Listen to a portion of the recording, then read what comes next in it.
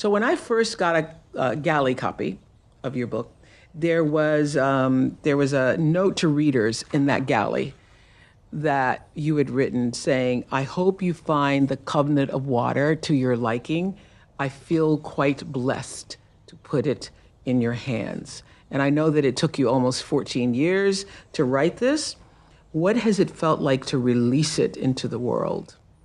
Well, first of all, what an honor to be with you. And would you please call me Abraham? I will call you Abraham. Dr. Verghese makes me feel like this old fuddy-duddy in a white coat, which I can be at times. But it is a blessing, because I think there were times when I wondered whether the story would ever see the light of day.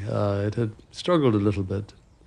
And so to arrive at this moment after many, many years of solitary work and solitude, where I'm presenting it to a listener, felt very, very special. And then for that listener, among the many listeners, readers, for it to be you, was just beyond belief. So really thrilled. And now that it is released into the world and people are reacting to it, what does that feel like? It's actually very special. And each reader is very special. Yeah. Because I have the sense that, I provide the words, and they took me a long time to select and put out there. But the reader does me this great honor of providing their imagination. And collaboratively, in middle space, we made this mental movie happen in their head. So every single reader has their unique little take on it. And, I'm just sort of getting a little window into how everybody else has reacted to this story, very specifically to them, very specific to them. Well, I think one of the reasons it may have taken so long to write is because you have quite the day job, sir.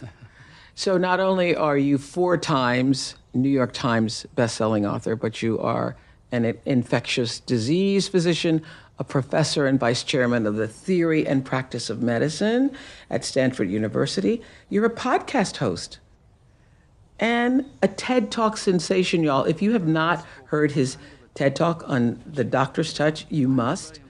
And a recipient of the National Humanities Medal. So tell us, this is what I want to know, is how are you able to compartmentalize from attending physician, still doing rounds 1 day a week, teaching, and all that you do to find the time to write? Where are all the compartments in your head? To be quite honest, when I hear you describe me that way, and I hear people describe me that way, it doesn't really feel like they're talking about me, because, my first and only ambition in life was to be a physician, and it's completely fulfilling. And my ambition to write came out of a very, very moving episode in my medical career, where I felt the language of science didn't quite capture what I felt and what patients felt. But I feel like I walk through this world and I'm all physician. I'm not one thing at one time and one thing another time. The lens I bring to the world, whether it's to the page or to people, is the same lens. It's the same outlook. It's an outlook that's inquisitive. It's interested and deeply interested in what's making something work. It's looking for pieces of the puzzle about a person or about a piece of writing that brings it together. So I don't feel I wear many different hats, to be quite honest.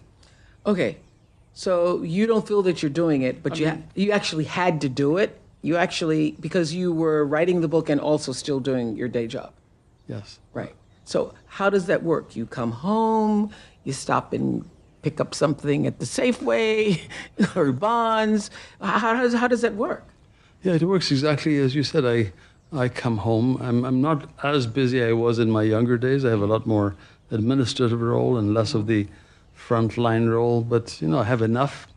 I come home and I'm... But you're still at work. Very much at work. And I come home, wind down a little bit. And when I've put out household fires, I largely live alone. My sons are grown up and... are out in the world. And at a certain point, I just settle down to write, typically evenings. The only thing I don't wait for is inspiration. I love Somerset Maugham's famous quote. He says, I wait for inspiration to strike. Fortunately, it strikes at 9 a.m. every morning.